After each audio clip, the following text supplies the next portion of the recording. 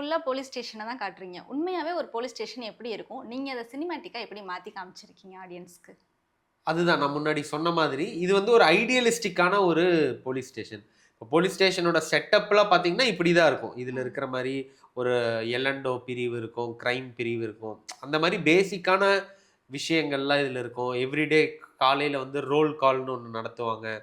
அந்த duty chart போடுவாங்க. எப்படி வந்து போலீஸ்க்கு வந்து எக்ஸ்பென்ஸ் வருது, ம். காசுக்கு. இதிலே கூட நெறைய சீன்லாம் வரும். இது மாரி நைட்டு பேட்ரோல் போறதுக்கு, பெட்ரோலுக்கு, பேட்டாக்கு காசு கேட்பாங்க. அந்த மாரி விஷயங்கள். ஸோ, அது எல்லாமே வந்து இதுக்குள்ள எவ்வளோ வைக்க முடியுமோ, அது வச்சிருக்கும். ஸோ, அதோட செட்டப் வந்து பார்த்தீங்கன்னா, ஒரு ரியலிஸ்டிக் போலீஸ் ஸ்டேஷனோட இது மாரி இருக்கும்.